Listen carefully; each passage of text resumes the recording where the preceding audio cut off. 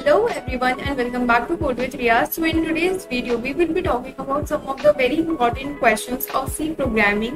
So the very first category comes is general questions. General questions के बारे में हम बात करने वाले हैं इसके अंदर some of the definitions की जो कि एग्जाम्स के अंदर आ सकती है. The very first question is that what is a variable? So variables are a sort of container in which values are stored. इसके अंदर हम क्या करते हैं, हम वैल्यूज को स्टोर करते हैं. ये बेसिकली कंटेनर होता है. हमने जब वेरिएबल की बात करी थी तो हमने एग्जांपल लिया था अपनी मेमोरी लोकेशन का. ये हमारी मेमोरी है एंड इसके अंदर हमने एक वेरिएबल बनाया तो हमारे पास क्या हुआ, एक स्पेस क्रिएट हो गई जिसके अंदर हम कोई भी वैल्यू असाइन कर सकते हैं. यहाँ पर आप इसका एग्जाम्पल के अंदर लिख सकते हो. फॉर एग्जाम्पल अगर आपने इंट ए बनाया, int a is equals to 2 अगर आपने असाइन करा तो यहाँ पर इंटीजर टाइप का एक वेरिएबल बनेगा जिसके अंदर आप 5 असाइन कर सकते हो, जिसके अंदर आप 2 असाइन कर सकते हो एज द वैल्यू. ठीक है, ये 1 मार्क में ही आता है तो इतना ही हमको इसके अंदर लिखना होता है. Now the second question is define a constant in C. जब भी हम बात करते हैं कांस्टेंट की, कांस्टेंट का मतलब होता है that it is never changing. जब भी हम अपने वेरिएबल्स को डिक्लेयर करते हैं, फॉर एग्जाम्पल यहाँ पर मैंने लिखा const int x is equals to 10. अब जब मैंने यहाँ पर कॉन्स्ट कीवर्ड को यूज कर दिया है तो इसका मतलब क्या है कि x की जो वैल्यू है वो मैं अब आगे आने वाली जितने भी स्टेप्स होने वाले हैं हमारे प्रोग्राम के अंदर उसमें ये चेंजेबल नहीं है. हम इसकी वैल्यू को कभी भी चेंज नहीं कर सकते जब तक हम यहाँ से कांस्टेंट हटा दें.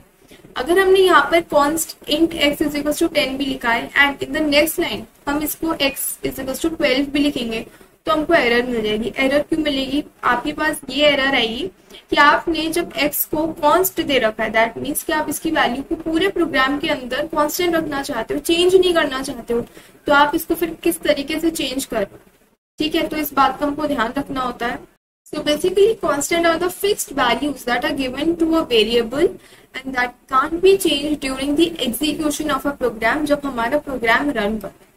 Now the third word is what is a keyword in C. Keyword की हमने बात करी थी कि होते हैं रिजर्व्ड वर्ड्स. रिजर्व्ड वर्ड्स, किसी भी कीवर्ड को आप नॉर्मल वेरिएबल की तरह यूज नहीं कर सकते हो. यहाँ पर आप कीवर्ड के कुछ एग्जांपल्स भी लिख सकते हो. For example if, else, int, char, float, for. Loop अपन यूज करते हैं तो उसमें फॉर हो गया. वाइल, यहाँ पर आप डू भी यूज कर सकते हो. डू वाइल को जब हम कंबाइन करते हैं तभी वो डू वाइल बनता है. स्विच केस स्टेटमेंट्स हमने यूज कर रखे हैं तो आप यहाँ पे स्विच केस, ब्रेक को भी आप यहाँ पर इंक्लूड कर सकते हो.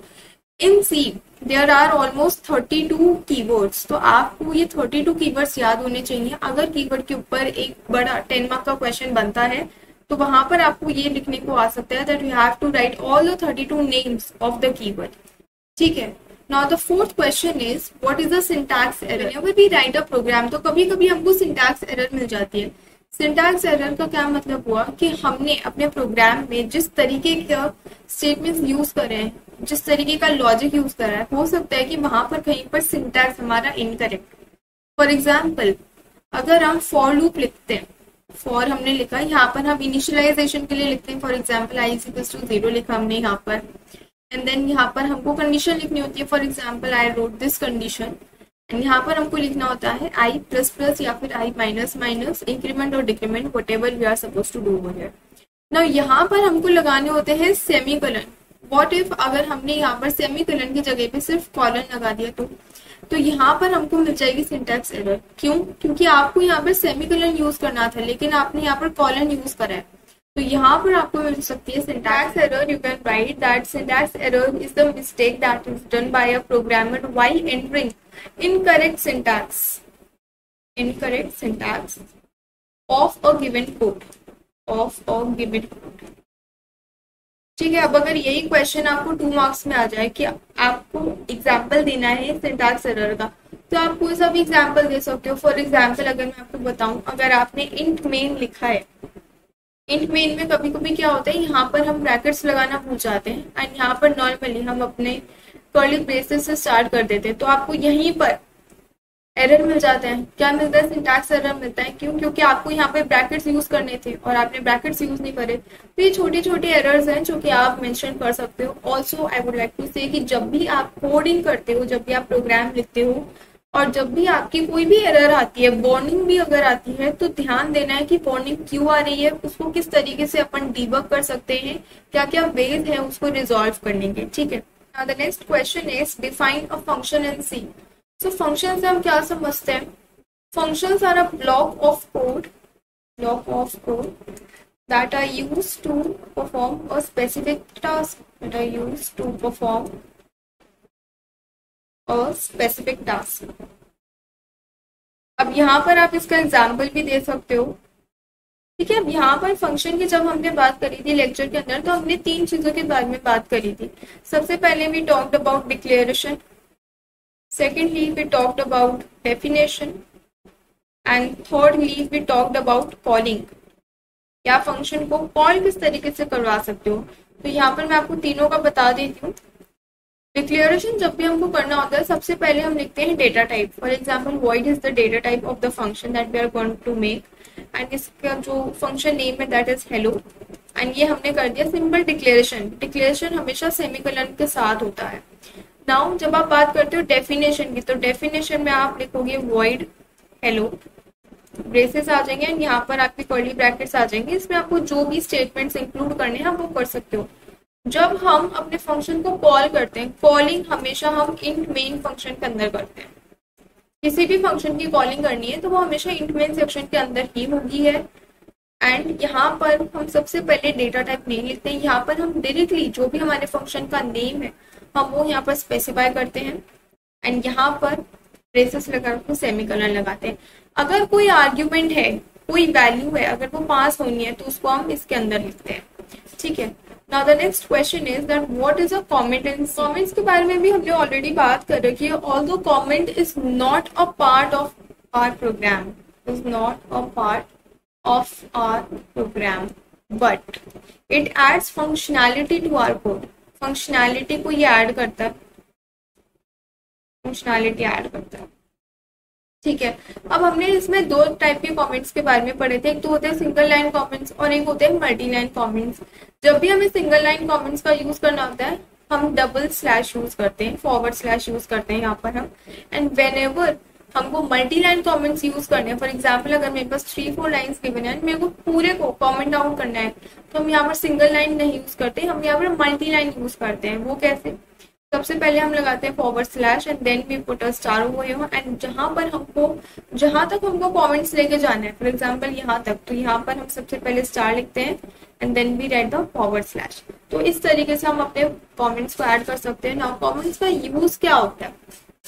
जब भी हम अपना प्रोग्राम लिखते हैं तो हो सकता है कि हमने जो अपने प्रोग्राम के अंदर लिखा है ये हमको समझ में आ रहा है, अगर वही चीजें हमें किसी और को समझानी तो हम किस तरीके से समझाएंगे? अपने कोड के अंदर कमेंट्स को ऐड करके कि कहाँ पर कौन सी चीज हमने ऐड कर रखी है।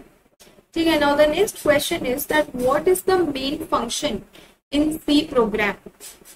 यहाँ पे बेसिकली आपसे फंक्शनैलिटी पूछिए कि जो हम अपने प्रोग्राम के अंदर मेन फंक्शन लिखते हैं उसका काम क्या होता है। तो main function work is to initiate the program, initialize the program. ठीक है। आप एग्जीक्यूशन के अंदर एंटर ही तब होते हो जब आपने अपने सी प्रोग्राम के अंदर मेन फंक्शन को इंक्लूड कर रखा हो।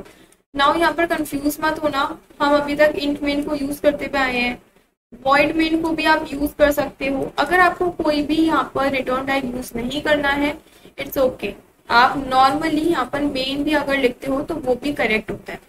ठीक है। तो मेन फंक्शन से ही आप जो अपना कोड है उसको एग्जीक्यूशन करना स्टार्ट कर देते हो। नाउ यहाँ पर एक और क्वेश्चन बन सकता है, वो क्वेश्चन ये बन सकता है कि आपके प्रोग्राम के अंदर, आप किसी प्रोग्राम के अंदर कितने मेन फंक्शंस पॉसिबल हैं। तो हर प्रोग्राम के अंदर एक ही मेन फंक्शन पॉसिबल है and there can be n number of external functions that will be there in the programme.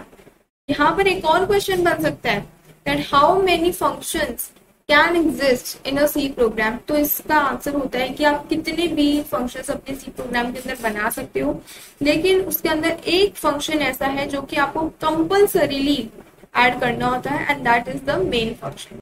Main function को जब तक आप अपने प्रोग्राम के अंदर ऐड नहीं करोगे तब तक आपका प्रोग्राम एग्जीक्यूशन स्टार्ट नहीं होगा। ठीक है, now the next question is that what is an identifier in C. Identifier की बात हमने करी थी टोकन्स के अंदर। ठीक है, आइडेंटिफायर्स क्या होते हैं? They are the names given to any variable. किसी भी वेरिएबल को अगर आप कोई भी नेम देते हो, या फिर अगर आप किसी भी फंक्शन को कोई नेम देते हो, अगर आप एरे को कोई नाम देते हो, पॉइंटर को कोई नेम देते हो, एक्सेट्रा, तो जो भी आप अपने प्रोग्राम के अंदर नेम्स देने का काम करते हो उनको आप क्या बोलते हो? आइडेंटिफायर। अगर मैं आपको यहाँ पर एक एग्जाम्पल लेके बताऊं, int a is equals to 10। अब यहाँ पर हम डिफरेंट चीजों के बारे में बात कर सकते हैं। सबसे पहली चीज, हमारा जो इंट है ये है एक कीवर्ड। ठीक है, एक कीवर्ड। हमारा जो a है ये यहाँ पर एक आइडेंटिफायर है। आइडेंटिफायर कैसे? क्योंकि ये एक वेरिएबल का नाम है। आइडेंटिफायर के अंदर ये वेरिएबल की कैटेगरी में आता है। ठीक है, वेरिएबल नेम, आप इसको ऐसे भी लिख सकते हो। इक्वल टू का साइन क्या है? इक्वल टू नहीं है बेसिकली, वैसे ये असाइनमेंट ऑपरेटर है। क्या ये असाइनमेंट ऑपरेटर है? हम क्या करें, यहाँ पर जो 10 है उसकी वैल्यू को हम असाइन कर रहे हैं a में, और 10 हमारे पास क्या है? यहाँ पर एक कांस्टेंट है। ठीक है, तो आप इस तरीके से अपने एक छोटे से प्रोग्राम को, एक छोटे से लाइन को आप इस तरीके से मॉडिफाई कर सकते हो, हर एक चीज को मेंशन करवा सकते हो। जब भी आपके पास आइडेंटिफायर क्या होते हैं, कॉन्स्टेंट्स क्या होते हैं, कीवर्ड्स क्या होते हैं, टोकन्स के ऊपर बेस्ड क्वेश्चंस आए तो this is the best way to demonstrate. Now the ninth question is that what is the purpose of a semicolon in C? Semicolon का मतलब ये होता है, semicolon acts as a statement terminator. Statement terminator. जब तक आप अपने statement के लास्ट के अंदर सेमीकोलन को ऐड नहीं करोगे तब तक आपका कंपाइलर बोलता है कि आपने अपना जो स्टेटमेंट है वो एंड नहीं करा। आपने अगर यहाँ पर एक स्टेटमेंट लिखा for suppose, and next line में आपने एक और स्टेटमेंट लिखा और आपने नेक्स्ट लाइन में सेमीकोलन लगा दिया, और इससे पहले जो लाइन थी वहां भी सेमीकोलन था, तो आपको यहीं पर एरर मिल जाएगी। एरर क्या मिलेगी? सिंटैक्स एरर मिलेगी।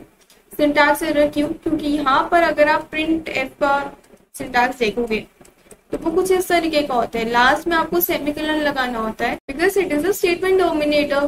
Without using semicolon you can't move to the next line. Now what is the function of printf and scanf perform? तो printf का क्या फंक्शन होता है? ये हमको देता है आउटपुट। कोई भी अगर स्टेटमेंट है, हमें चाहिए कि हमें आउटपुट करवाना है स्टेटमेंट का, तो हमें ये प्रोवाइड करता है आउटपुट। वहीं पर अगर हम scanf की बात करें तो ये हमको इनपुट देता है।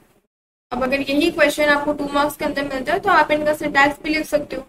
printf के सिंटैक्स में आप क्या लिखते हो? printf, एंड यहाँ पर आप ये लगाते हो, सेमीकोलन लगाते हो लास्ट में। स्कैनएफ के सिंटैक्स की अगर आप बात करो तो यहाँ पर आप बीच में प्रिंटएफ के यहाँ पर स्टेटमेंट भी लिख सकते हो, जो भी आप स्टेटमेंट यहाँ पर ऐड करना चाहो। स्कैनएफ की जब आप बात करते हो तो सबसे पहले आप यहाँ पर लिखते हो फॉर्मेट स्पेसिफायर।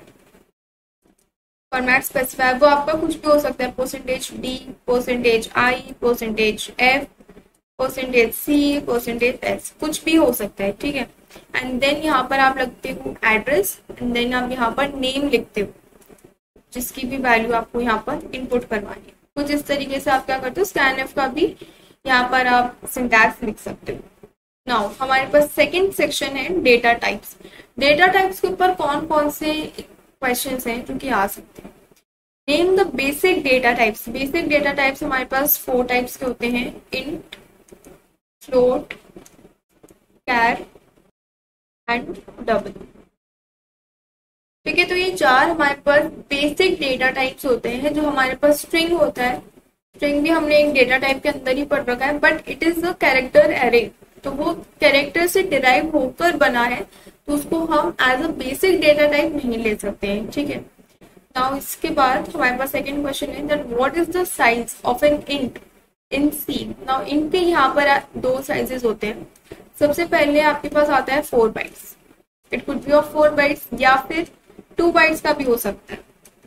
ठीक है, यहाँ पर अगर आप चाहो तो आप अनसाइंड लॉन्ग इंट के बारे में भी बता सकते हो, काफी सारे इंट के बारे में बता सकते हो, बट आपको अगर मेनली इंट टीचर के बारे में पूछा है तो आपके पास या तो 4 बाइट्स का हो सकता है या फिर 2 बाइट्स का हो सकता है, depending upon the machinery that you are using. Now third question is that what is the difference between float and double data types? Data types. तो आपके पास जो फ्लोट डेटा टाइप होता है इसके लिए आपके पास होते हैं 4 बाइट्स, लेकिन वहीं पर अगर आप डबल की बात करो तो यहाँ पर आपको मिल जाते हैं 8 बाइट्स। तो अगर हम उसको सिंप्लीफाई करें 1 byte is equals to 8 bits होते हैं हमारे पास। तो यहाँ पर हमारे पास 32 बिट्स हो गए और यहाँ पे हमारे पास 64 बिट्स हो गए, जस्ट डबल द साइज। तो आप डबल के अंदर ज्यादा वैल्यूज को रिप्रेजेंट कर सकते हो। तो इतना डिफरेंस होता है इन दोनों के बीच में, मेनली साइज का डिफरेंस होता है। Now the next question is define an array in C. Array के अंदर आप क्या करते हो? अब आप ये सोच रहे होंगे कि ये तो डेफिनेशन है, ये डेटा टाइप्स के अंदर कहाँ से आ गई? तो मैं आपको बता दूं कि array is a derived data type. क्या होता है? ये एक डिराइव्ड डेटा टाइप होता है। जब हमने डेटा टाइप्स की बात करी थी तो हमने 3 सेगमेंट्स के बारे में बात करी थी। एक तो होते हैं हमारे बिल्ड इन बोल सकते हो, बेसिक बोल सकते हो, या फिर आप इनको प्राइमरी डेटा टाइप्स भी बोल सकते हो। सेकेंड कैटेगरी हमारे पास आती है यूजर डिफाइंड, जिनको यूजर ने बनाया, प्रोग्रामर ने बनाया है। इसके अंदर हमारे पास 2 चीजें आ जाती हैं, स्ट्रक्चर, यूनियन। एंड जब आप सी पढ़ोगे तो इसके अंदर हमारे पास क्लास भी आ जाती है। ठीक है, क्लास अभी आपके सी के अंदर नहीं है। थर्डली हमारे पास आते हैं डिराइव्ड। डिराइव्ड के अंदर हम बात करते हैं एरेज की, पॉइंटर्स की, और ऐसे भी हम 3-4 के बारे में बात करते हैं। नाउ एरे क्या करता है हमारे लिए? Array is used to store, it is basically used to club similar data types together, used to club similar data types together. ठीक है, मतलब अगर मुझे एक ही डेटा टाइप का, फॉर एग्जाम्पल अगर मुझे 30 स्टूडेंट्स के रोल नंबर्स को स्टोर करवाना है तो अब उसके लिए मुझे 30 डिफरेंट वेरिएबल्स बनाने की जरूरत नहीं है। I can just simply make a array of integer type and वहां पर मैं क्या कर सकती हूँ? 100 रोल नंबर्स को स्टोर करवा सकती हूँ। किस तरीके से कर सकते हो? सबसे पहले इंट एंड जो भी आपके एरे का नाम है आप वो लिखोगे। देन इसके अंदर आप क्या करते हो? आप साइज डिफाइन करते हो। अगर मुझे 30 स्टूडेंट्स का स्टोर करना है तो मैं यहाँ पर 30 लिख देती हूँ। कुछ इस तरीके से आप इसको डिक्लेयर कर सकते हो। अगर आपको यहीं पर इसको इनिशियलाइज करना है तो वो भी पॉसिबल है, तो उसके बारे में भी हमने ऑलरेडी बात कर रखी है कि आप कर्ली ब्रेसेस को लगाकर यहाँ पर वो भी काम कर सकते हो। Now the next question is that what is a pointer in C. Pointer क्या करता है? हमारे लिए एड्रेस को स्टोर करता है। It is used to store address of a variable. कोई भी हमारे पास अगर वेरिएबल है तो उसका हम एड्रेस पॉइंटर के अंदर स्टोर करवा सकते हैं। इसका आप एग्जाम्पल भी लिख सकते हो। फॉर एग्जाम्पल अगर हमने int a is equals to 5 बनाया है और इसी के साथ मैं क्या बनाती हूँ? एक इंटीजर टाइप का ही पॉइंटर बनाएंगे। इसके अंदर हम एड्रेस ऑफ a को स्टोर करवा देंगे। इससे क्या होगा कि हमारे पास एक मेमोरी के अंदर, ठीक है, तो मेमोरी के अंदर हमारे पास बेसिकली 2 वेरिएबल्स बने हैं। पहले का नाम है a and the second one is for ptr, pointer है। नाउ a के अंदर तो हमने 5 को स्टोर करवा दिया, ptr के अंदर हमने a का एड्रेस स्टोर करवाया है। अब यहाँ पर मेमोरी लोकेशन की बात हो रही है तो मेमोरी के अंदर हर किसी ना किसी का एड्रेस होता ही है। फॉर एग्जाम्पल a का एड्रेस है 1 2 3 4 एंड हमारा जो ptr है उसका एड्रेस है 5 6 7 8। तो अब क्या करेगा? ptr ने क्या करा? a का एड्रेस को स्टोर करवा लिया, 1 2 3 4 को स्टोर करवा लिया।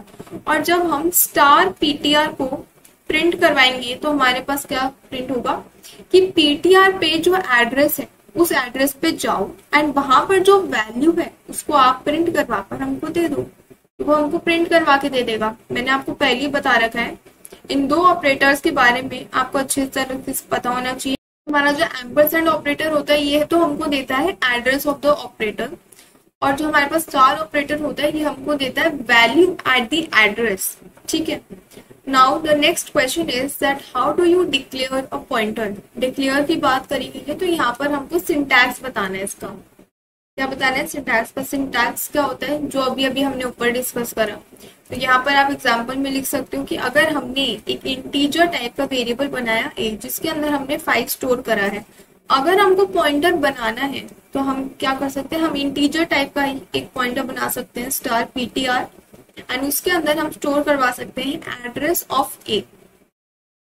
ठीक है, तो आप इस तरीके से लिख सकते हो। और यहाँ पर आप एक और लाइन मेंशन कर सकते हो कि जिस टाइप का आपका वेरिएबल है उसी टाइप का आपको पॉइंटर बनाना मस्ट है, तभी जो वैल्यूज है वो स्टोर हो पाएंगी, नहीं तो एरर शो हो जाएगा। Now the next is what is the purpose of void keyword. Void का मतलब क्या होता है? खाली। खाली मीन्स एम्प्टी। एम्प्टी मीन्स कि हमको कुछ भी रिटर्न नहीं करता। अगर हम अपने फॉर एग्जाम्पल कोई भी फंक्शन है वॉइड सम, ये हमने कोई फंक्शन बनाया ना, लास्ट में जैसे हम इंट के अंदर रिटर्न 0 लिखते हैं, एंड के अंदर, वॉइड के अंदर हमको कुछ भी रिटर्न करवाने की नीड नहीं होती है, ये कुछ भी रिटर्न नहीं करता है। ठीक है, the next question is what is a char in C. ये क्या होता है? हमारा कैरेक्टर होता है। Character is a basic data type. Basic data type होता है। इसका साइज क्या होता है? 1 byte. And it is use to store a single value. Single values को ये स्टोर करवाता है। और ये किस तरीके से स्टोर करवाता है? अगर मैंने यहाँ पर कैर ch बनाया ना, और इसके अंदर अगर मुझे कोई भी वैल्यू इनिशियलाइज करवानी है, स्टोर करवानी है, फॉर एग्जाम्पल मुझे a ही स्टोर करवाना है, तो इसको मैं किस तरीके से लिख सकती हूँ? By writing single quote. Single quotes के अंदर ही आप अपने कैरेक्टर को डिक्लेयर करते हो। अगर आपसे कभी स्ट्रिंग के बारे में पूछा जाए तो स्ट्रिंग को आप हमेशा किस तरीके से डिक्लेयर करोगे? डबल कोट्स के अंदर करते हो। ठीक है, now what is the range of signed char. Range हमसे पूछी है यहाँ पर। साइंड कैर का मतलब हमारे पास बात करी गई है, यहाँ पर कैर की बात करी गई है। हमारे पास कैर 2 टाइप्स के होते हैं, एक तो होता है साइंड कैर और एक होता है अनसाइंड कैर। तो जो हमारे पास साइंड कैर होते हैं उसी को हम कैर नाम दे देते हैं। नाउ जो कैरेक्टर है इसकी जो रेंज होती है इट गोज फ्रॉम -128 टू 127। ठीक है, ये इसकी रेंज होती है। आपको इसकी रेंज याद रखनी है, नॉट ओनली कैरेक्टर बट मैंने आपको एक डेटा टाइप्स की टेबल बनवाई थी, उन सभी के रेंजेस आपको याद होने चाहिए।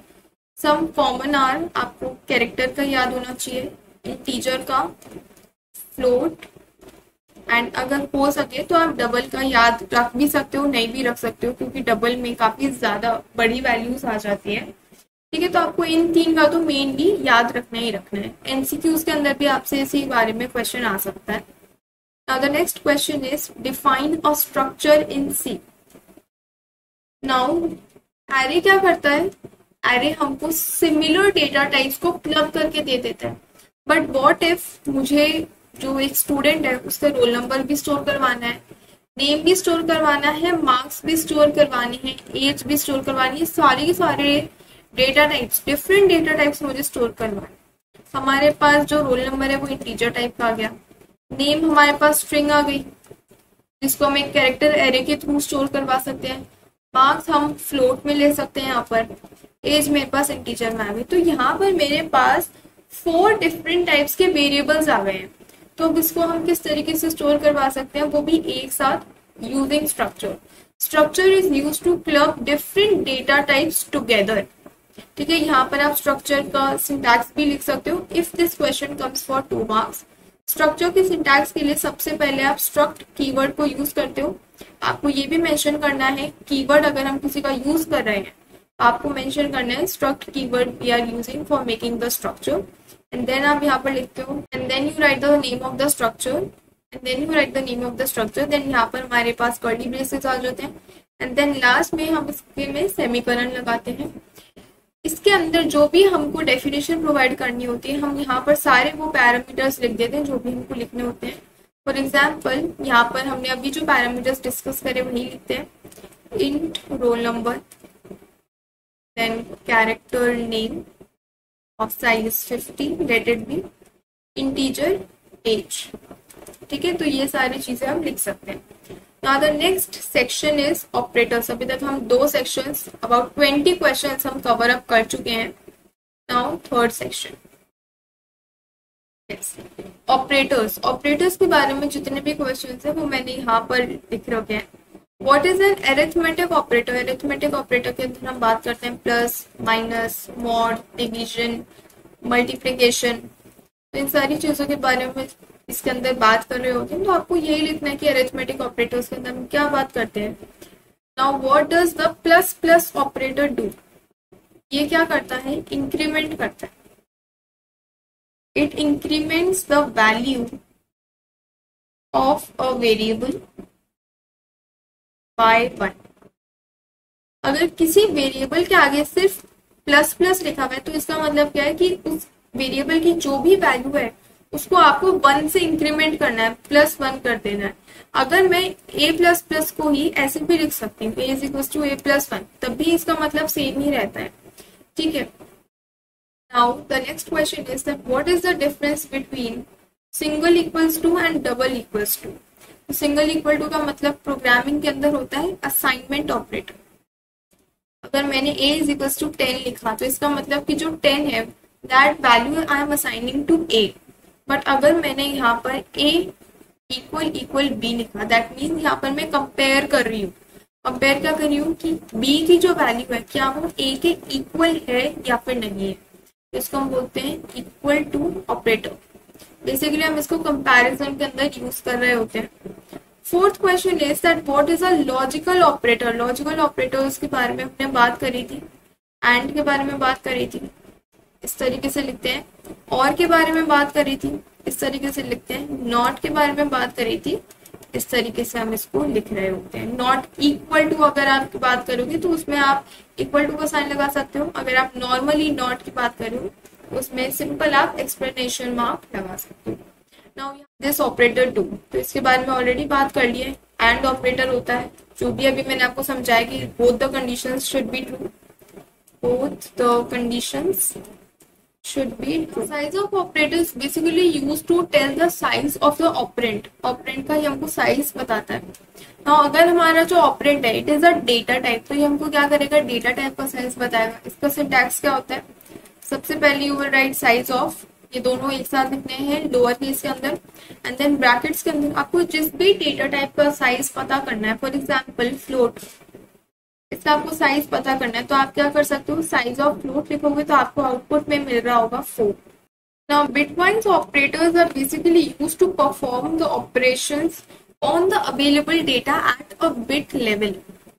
बिट लेवल मीन्स कि हम यहाँ पर सिर्फ 2 ही बिट्स की बात कर रहे होते हैं, आइदर 0 और 1। या तो हम 0 की बात करते हैं या फिर हम 1 की बात करते हैं। 0 और 1 क्या होते हैं, हमारे पास बाइनरी नंबर्स होते हैं। Now the 8th question is that what is the difference between plus plus a and a plus plus होता है, इसको हम बोलते हैं प्री इंक्रीमेंट, और a प्लस प्लस को हम बोलते हैं पोस्ट इंक्रीमेंट। तो इसका क्या मतलब है प्री इंक्रीमेंट का, कि सबसे पहले जब हम इसको प्रिंट करवाएंगे तो सबसे पहले a की एक्चुअल वैल्यू जो थी वो प्रिंट नहीं होगी। फॉर एग्जाम्पल अगर मैंने यहाँ पर int a इक्वल टू 5 लिखा है, देन मैंने इसको प्लस प्लस a कर दिया, तो यहाँ पर क्या होगा कि सबसे पहले a की जो वैल्यू है वो इंक्रीमेंट हो जाएगी। जब मेरे पास आउटपुट आएगा तो वो 6 आएगा, मेरे पास 5 नहीं आएगा। क्यों, क्योंकि सबसे पहले इसकी वैल्यू इंक्रीमेंट हो चुकी है, उसके बाद ये प्रिंट हुआ है। लेकिन जब हम पोस्ट इंक्रीमेंट की बात करते हैं, अगर हमने a इज इक्वल टू 5 यहाँ पर लिखा एंड हमने a प्लस प्लस करा, तो यहाँ पर ये क्या करेगा, यहाँ पर ये पहले a की वैल्यू को प्रिंट करेगा एंड उसके बाद जब आप इसको सेकंड टाइम एग्जीक्यूट करवाओगे तो इसकी वैल्यू को वो 6 कर देगा। क्यों, क्योंकि इंक्रीमेंट हो चुका है, नेक्स्ट टाइम हो चुका है। या फिर अगर आपको इसको और ज्यादा बेटर वे के अंदर समझना है तो सबसे पहले तो आप यहाँ पर एक प्रिंटर स्टेटमेंट को इंक्लूड कर सकते हो ताकि आपको ओरिजिनल वैल्यू पता चले। एंड जब आपने ये ऑपरेशन परफॉर्म करा तो इसके बाद एक और बार प्रिंटर यूज कर सकते हो ताकि आपको पता चले कि ये ऑपरेटर ढंग से काम कर रहा है या नहीं। सिमिलरली आप यहाँ पर भी इसको काम करवा कर देख सकते हो। ठीक है। Now the 9th question is that what is the use of ternary operator. तो इसकी हमने बात करी थी कंडीशनल ऑपरेटर। कंडीशनल ऑपरेटर के अंदर हमने इसकी बात करी थी। नाउ इसका बेसिकली मतलब क्या होता है कि हम कंडीशंस यहाँ पर वेरीफाई करते हैं, चेक करते हैं कंडीशंस को। 4 पीटीआर को यूज करते हैं, तो पीटीआर के ऊपर जो भी एड्रेस है एंड उस एड्रेस के ऊपर जो भी वैल्यू स्टोर्ड है ये हमको वो वैल्यू निकाल कर देता है। थोड़ा सा इसको एनालाइज करते हैं बाय आवर मेमोरी। ये हमने मेमोरी बनाई int x is equals to 10 int star ptr is equals to address of x। तो यहाँ पर मेरे पास 2 वेरिएबल्स है। बेसिकली हमारा पॉइंटर भी एक वेरिएबल ही होता है but it is used to store the address of another variable. ठीक है, तो यहाँ पर मेरे पास x है एंड ये मेरे पास ptr है। इन दोनों का ही कुछ ना कुछ एड्रेस होगा। मान लेते हैं कि x का एड्रेस 1 2 3 है, ptr का एड्रेस 4 5 6 है। इन दोनों के अंदर ही वैल्यूज होगी। अब हमने क्या करा, हमने x को तो वैल्यू असाइन कर दी है 10। ptr के लिए हमने लिखा है कि ptr की वैल्यू, इसका मतलब क्या है वैल्यू के ऊपर आप क्या कर दो, x का एड्रेस स्टोर करवा दो। x का एड्रेस क्या है 1 2 3। तो जब हम स्टार ptr को प्रिंट करवाएंगे तो हमारे पास ये बोलेगा कि सबसे पहले तो भैया आप जाओ ptr के ऊपर, ptr के ऊपर जो एड्रेस है उस पे जाओ एंड उस पे जो वैल्यू है उसको मुझे आउटपुट के अंदर प्रिंट करवा कर आप दे दो। तो हमको क्या मिलेगा 10।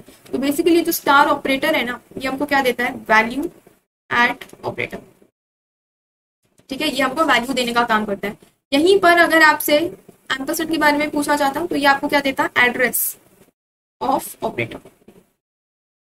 ठीक है, तो अभी तक हमने 3 सेक्शंस को कवर अप करा है। There are 3 to 4 more sections that we would be covering in the next video. Thank you so much for watching this video and subscribe the channel if you are new to the channel, and don't forget to hit the bell icon. Thanks for watching this video and I'll meet you in the next video.